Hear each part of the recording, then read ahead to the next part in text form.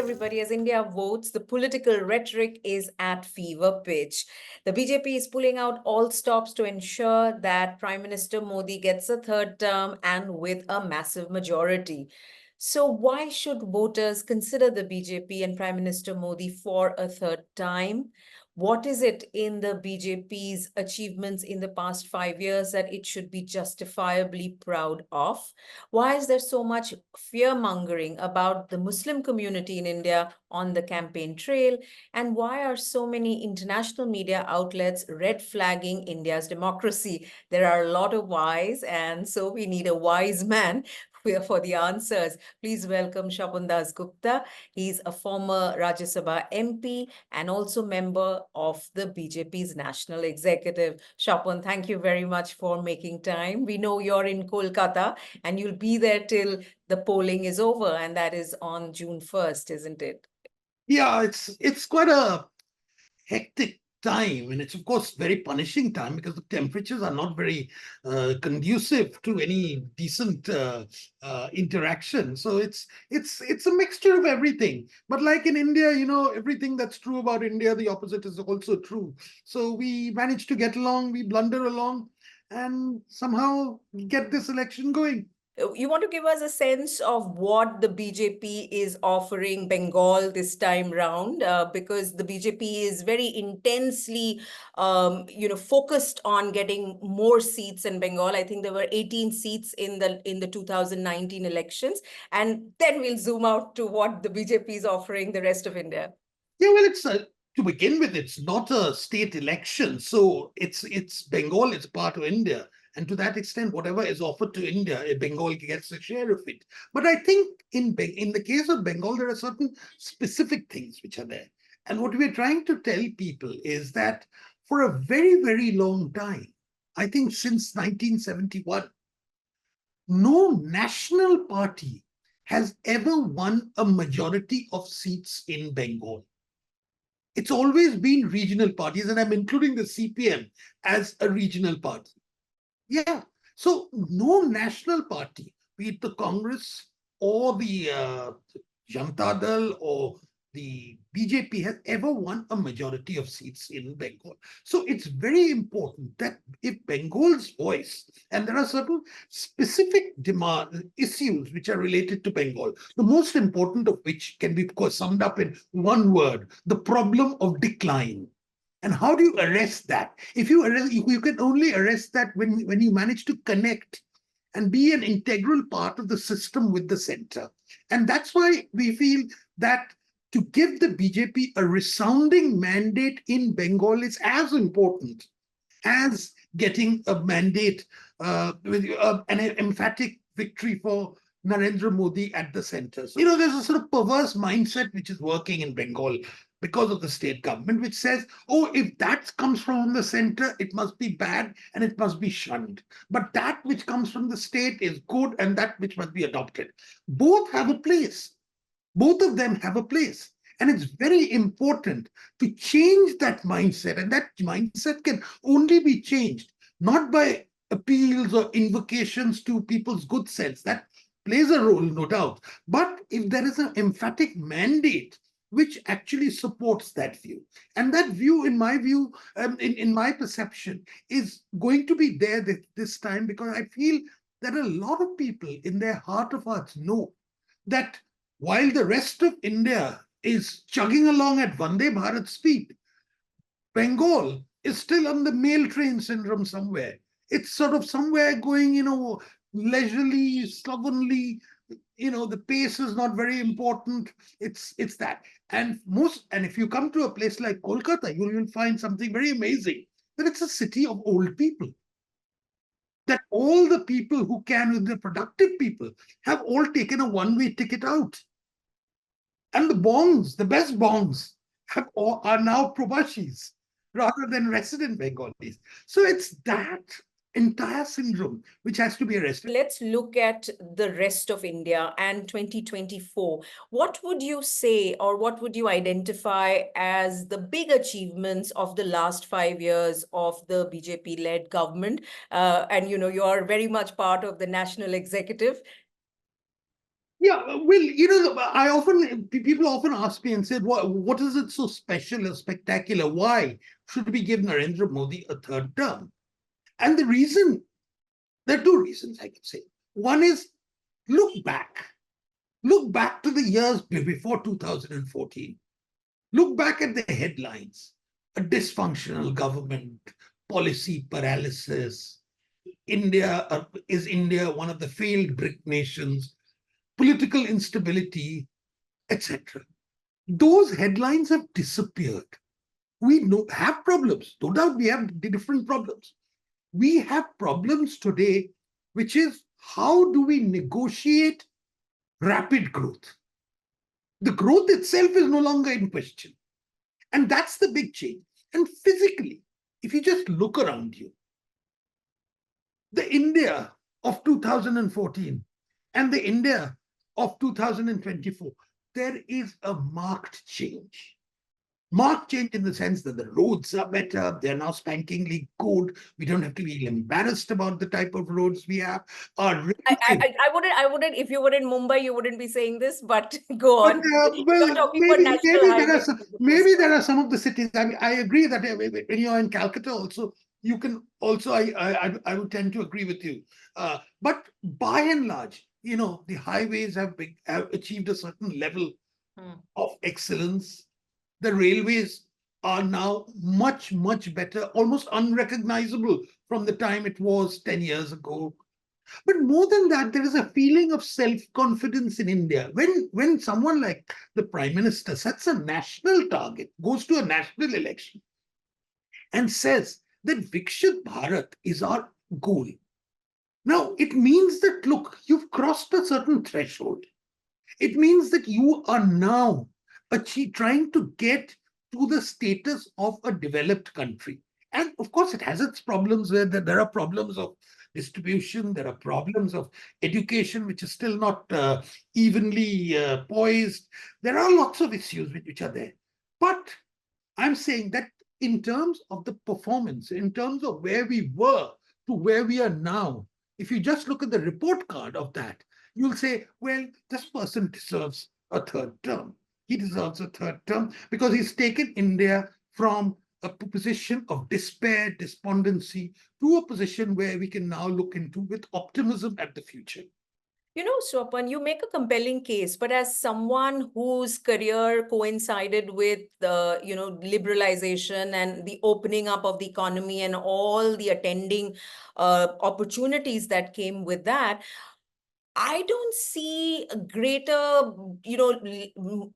optimism post 2014. This conversation about the Indian passport and how it feels to be. I have visited Cannes and the advertising festival for years, and the kind of respect that India had, or India's creativity and the creative industry had, was always there. So, are you not sort of making a political overstatement and hyperbole here? And it's okay. This is a political conversation. You are a politician now, but isn't it a bit of an overstatement? This confidence of the new Indian. I've never felt it wasn't there, and why is it that I'm not feeling that this is something that's happened only after 2014? There's no doubt that the liberalization of 1991 by Narasimha Rao and Manmohan Singh was certainly a very important turning point. And I think if the slow confidence with which India achieved that, particularly middle class India managed, can be attributed to that's the starting point of it. And I have little or no doubt about that. And I will not say that it all began with Narendra Modi and he's the creator, he's Brahma Vishnu Maheshwar. It's not that. There is a past, yes. But what has happened in that is that there's been a greater speed which we've acquired in terms of our moving ahead. Number one. Number two, I think there is a greater direction in which things. And thirdly, I think that a greater number of young people feel that they have opportunities in India. I don't think that the middle class was always self-confident in India. I think what we've got, perhaps we've got a bit gung-ho about it now. We are a little extra self-confident now. And that's what with all this thing about the Indian passport. Look, the Indian passport was a liability in the 70s and 80s when I used to live as a student in the West. It ceased to be that by about the 90s. It had gradually eased out. And today, it's quoted, it's wooed by everybody. Um, they don't tell you to clean your toilets. They tell you, where's the computer? Can you fix this computer for me? So the approach is very, very different. But yes, you're right. No one should no one should claim solitary credit for it, but important is that a certain direction has been given to the economy, to society to go along. And I think it's very important that we don't disturb this pattern for the moment. And you think that if the BJP doesn't get a third term, this pattern would be disrupted, not just Yes, disturbed. I personally think I think certainly there is a certain momentum which is driving India at present. I think that momentum will be disrupted very, very badly, and I think we can ill afford it. Which is why anybody who's got a stake in India in different ways is really looking and saying, well, you can contest the fact. Yes, some people say, well, 400 par is a bit over the top. You can say that, okay? That, how can you say 400 par? But no one is actually contesting that give this man a decent enough majority to continue on his own. And by and large, what has been found is that Modi, for all his other things, there are certain rhetorical flourishes which people get a bit upset about. But overall, the impulses that there is Modi the campaigner, and then there is Modi the prime minister. And we are electing not Modi the campaigner, we are electing Modi the prime minister. And those impulses are perfectly sound. As they said, as he himself said this, Hamara niyat. My Hindi is not very adequate for this, but I think that much. But the sincerity of purpose, the integrity quotient is very, very high on this. It's very interesting. You talk about, Modi, the prime minister, and Mr. Modi, the campaigner. And there seems to be sometimes perhaps a Dr. Jekyll and Mr. Hyde like schism in the two avatars that we hear. I just happened to hear his speeches in West Bengal in the Bardhaman and, Durgapur constituencies. He was addressing the people there. And while he did talk about, lifting 25 crore people out of poverty, some government schemes that have benefited the people of West Bengal, and perhaps not as much as it should have, because he attributes the TMC to sort of, stifling some of that, those schemes and the benefits. But very quickly, Swapan, Mr. Modi, Prime Minister Modi goes on to the Muslim community and how reservation for the Muslim community is going to be this big bogey and thing to fear and challenge, and that is what will happen if the India, INDIA, and those parties led by the Congress come into power. So why is there this need? And this is just the speech that happened on the 3rd, but even speeches before that, there is this othering and fear mongering. And when Prime Minister Modi says "Sabka Saath, Sabka Vikas," why then on the campaign trail does he say these things? I'm not able to fit these two things together. What am I missing? And is this Hindu and the Hindufication and the primacy of the Hindu religion the key offering of the BJP? And I'm now asking you to wear your hat as an intellectual who looks at right thinking, thinking the intellectual positioning of the right. See, what you talk about the Hindufication of India is undeniable. Well, let's just put it this way. And I'm saying it's undeniable, not so much that India has become more Hindu in terms of rituals, in terms of faith, in terms of our adherence to certain patterns of worship. It's not that. That may have happened. That may have happened. But what has happened is that there used to be a certain defensiveness, a certain squeamishness when it came to identifying yourself as a Hindu. There was a certain defensiveness which happened. And this is not something which happened under the Congress alone. It predates that. Swami Vivekananda talks about it about 100 years ago, 125 years ago. He talks about it, that it's so necessary to overcome that. In a political sense, this had never manifested itself. The feeling of Hinduness had never manifested, or had rarely manifested itself, or imperfectly manifested itself after 1991. 1991 was an important turning point in that. So since then, so now what we have is a very self-conscious movement of India, which says that one of our important primary identities, not the only identity, mind you, and that's a very important point to make, that it's not an exclusive identity, but the broad point is that there is in Indian culture, Indian nationhood, an underpinning which is undeniably Hindu. And to deny that is actually to take away a part of your inheritance. Now, does that necessarily mean that you demonize another community? That's the question you're asking. That's the question. And my answer to that is no, it's not necessary to demonize another community. But on the question of Muslim reservation, in other words, creating a separate category for Muslims, this was one of the basic, the building blocks of partition was created by something called the separate electorates, whereby the Muslims vote for Muslims, Hindus vote for Hindus. Now, this is something we must completely abjure. We must not accept this at all. If, for instance, Muslims fit into backward castes, as they do in a lot of places, people won't have any objections. Nobody objects.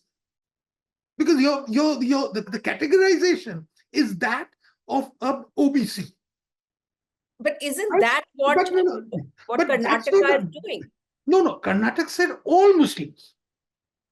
As opposed to, that Karnataka thing was that all Muslims will be categorized as OBCs.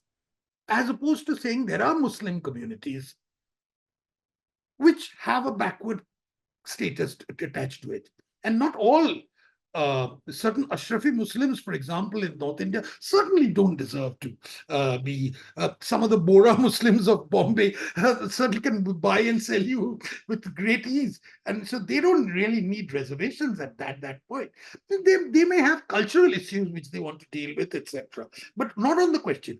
Now, by Congress, I think what he did, which was clever and which was part of electioneering, I might say, that he managed to conflate two issues. One was the issue of the Muslim reservation, on which there was certain misgivings. Okay, you might kindle a bit of Hinduness in people and say, oh, how dare you have Muslim reservation. This is really going back to pre-47 era. The second thing, we wove that together with a very emotional appeal against inheritance tax, the stealing of the Mangal Sutra. Now, the imagery is very powerful. I mean, I personally wouldn't, but he has a way of communicating that. So I do admit there was a certain conflation of two issues at one time, and that is politics, that is electioneering. But let me assure you one thing. That come June the 4th, I mean, assuming he is back in power by the afternoon of June the 4th, that's probably the last time you'll hear this sort of thing coming up. Because it's not necessary always, even if you're not going to give reservations to Muslims, you don't have to say it repeatedly. You don't have to say it, because by saying it, you just, other issues get invoked at that same time. So when we hear Prime Minister Modi in his speeches say things like, those people with a lot of children, the infiltrators, you're saying this is just some kind of advertising, marketing, Infiltrators is politics. something else. Infiltrators is something else. And if you come to Bengal and if you say infiltrators, everyone will know what you're talking about. Everyone will know what you're talking about. If they will know that you're talking about, earlier you used to people from Bangladesh, these days it's the Rohingyas. Everybody knows what it is. You don't have to spell it out. You can just say Ghuspetia, Anupraveshkari, as they say it. Bit of a tongue twister here. But the Ghuspetia, it's not necessary to spell out the identity of it. It's that, and that's happening. That's a reality, and let's not deny that's what's happening. And there have been profound demographic transformation in certain parts of India, particularly in eastern India. Assam was the first to get it, then Assam resisted. Assam said enough is enough. Then it's happening in Bengal now. Bengal hasn't said enough is enough. Bengal is just changing. It's just changing unrecognizably. So if you leave the infiltrators aside, you feel that the statements made that demonize the Muslim community are part of electioneering, and that is a politician and not the prime minister. Is that how we need to see it? Well, there is in electioneering, there are certain rhetorical flourishes. The person who said vote jihad of the one Congress lady, I think one of Salman Khurshid's relatives or something like that. I mean, I'm sure in personal life she's not going to talk about Vaj, but that was her way of appealing to her constituents by saying vote jihad. That this is what it is. Now if it's like in cricket, if someone gives you a loose ball, are you going to hit it out of the stadium or not? You will hit it out of the stadium. And that's what happens in elections. That's the unfortunate part about competitive politics. That's the point about elections. You look for these issues where the person who's a street corner orator can go around and hammer the hell out of the opposition. I mean, I'm personally not inclined to that sort of politics, but I do recognize that sort of politics has a natural instinctive appeal. And it's not the first time anyone is doing it. You look at the history of Indian elections, you'll find, like right from Rajiv Gandhi's 1984 elections, when those advertisements, which were made by very accomplished ad agencies of Mumbai, they did it. Will you look? Will you see the borders of your country come to your doorstep? It was quite clear what they were meaning. And they said, do you look at your taxi driver with suspicion? And those days, Sikhs were mainly taxi drivers, if you recall. Nowadays, it's of course it's so it's that it's not the first time anybody being elections. Alas, unfortunately, is sometimes the great game of the lowest common denominator. And when you combine it with the fact that India's leading party and the ruling party does not give Muslims tickets to contest, or has not given, Anuradha, tell me, what did Anuradha tell me? instance in the past 10 years. I'm curious because I personally feel that at the end of 10 years, Prime Minister Modi has many things that he can come to the table with, and many solutions he can offer, given that the problems of jobs and inequality are really looming and must be his primary concerns. Then is this really just election rhetoric, Swapan? This question of why hasn't the BJP given tickets to Muslims there? Now, you can give a ticket to a Muslim. He won't win. He won't win. He won't win unless you put him or her in one of the safest seats. Now, it's unlikely. I mean, you've experimented with this so many times. They have not won, unfortunately. And if you're looking at winnability, so I would suggest that one of the better ways is to pick out some of them and bring them into the Rajya Sabha, give them representation, because I think a lot of Muslims have a sense that they no longer have a stake in the central government. That's not a good feeling to have. That's not a good feeling to have, I say so. Therefore, you must take certain steps. And if you can't accommodate them through the Lok Sabha, then accommodate them from another route. And other routes exist in India, mercifully. You have the Rajya Sabha routes, you have other directly appointed people in different places. But don't appoint people just because they're Muslims. Try and accommodate the talented Muslims from there. Get the good people. There are a lot of good people around who happen to be Muslims. I'm not saying they're good only because they're Muslim, but who happen to be there. then the point is he's been trying to get to this sort of backwardness of the Pasmanda Muslims. Now, these are things which will take time because a great deal of suspicion still overrides any attempt. Now, for example, the Ayodhya issue, the inauguration of the temple in Ayodhya, could have become a wildly, raucously celebratory sign of assertiveness. Instead, it was actually played down, it became a sign of piety. It was managed that way, so that it was not meant to offend anybody.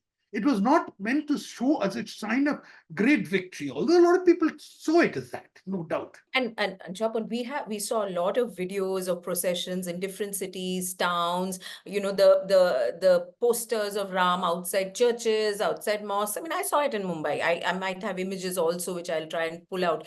But the point is that,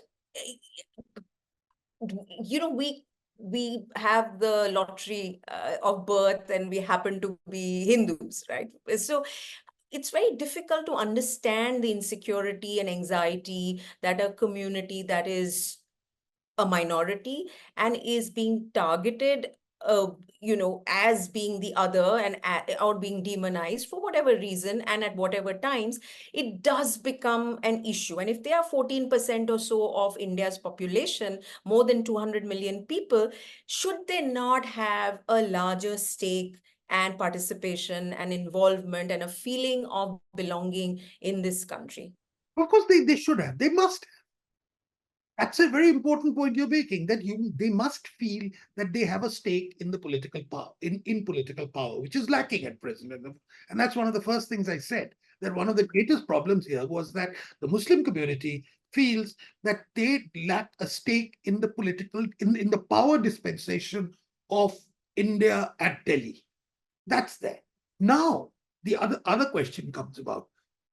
A lot of Muslims here say that our important thing is, one is, of course, an economic livelihood, the question of economic livelihood. Secondly, the question is one of the cultural identity, cultural plus linguistic or other identity of being Muslim. Now, here there is an issue. The issue is, which is one which has to be negotiated not at the political but at the social level, of how much of separateness should there be, and how much of a melting pot should India be? Now, predictably, if it's a melting pot, it is going to be overwhelmingly Hindu. It goes without saying, I mean, I will not deny that fact. But yet, there are certain customs, there are certain joint festivals, etc., which I think and which Muslims have to participate. But this is not something, in my view, which can be tackled at the political level. This has to be tackled at the social level, and I think that the momentum to tackle it socially, to handle it socially, will come if there is a greater sense of economic achievement on the part of the Muslim community. At present, the Muslims unfortunately happen to lag at the very bottom of the ladder, and a lot of their skill sets, which are there in the crafts, etc., are unfortunately being whittled away by mechanization, other changing tastes, etc. So some form of that. So if that economic empowerment did come, I think there would be a greater degree of receptiveness. So today, with poverty and a great deal of ignorance and great deal of underachievement and certain social taboos as far as Muslim women are concerned, I think the overall thing is it's very, very skewed, and I think they're falling prey to some of the more regressive regressive voices in the community. Look, it's not a very easy issue. Let me tell you honestly. The point is, it's not something which you're going to resolve through slogans. It's something which you've got to tackle with a great deal of sensitivity.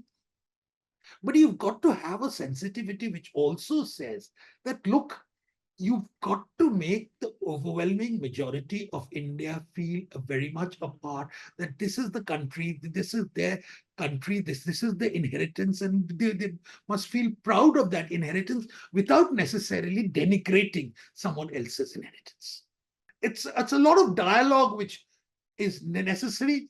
Sometimes that dialogue happens, but most of the time, unfortunately, that dialogue does not happen. Does the party you represent see it like this? I mean, I don't know. I mean, I see it that way, and I've always spoken my mind quite fearlessly on this subject, and nobody has ever berated me for saying this, and nobody's ever said you're not a good Hindu or anything like that. Although my Hindu, I'm not really a worshipping Hindu. I'm more a political Hindu, as I keep telling people. But there it is. I mean, I'm not being necessarily heretical in any way in what I speak. what is a political Hindu? Well, you've never come across the idea of the political Hindu, have you? Oh, I'd like you to describe the political Hindu in 2024. Okay, a political Hindu is that saying where I give the, and it's a personal identity. It's not something which I'm saying I'm giving it to anyone else. It's saying it's not, the important thing is not so much the rituals, the faith, the customs, etc. of that, but your identity, your belongingness of a Hindu in a political setting. That's what you call a political Hindu. That you can be agnostic, you can be a believer, you can be an atheist, but you, as far as the politics is concerned, you see a certain primacy of the Hindu. I wouldn't use the primacy. The Hindus are sort of have a certain preeminence given their numbers in the cultural and political makeup of India. That's all I can say is political.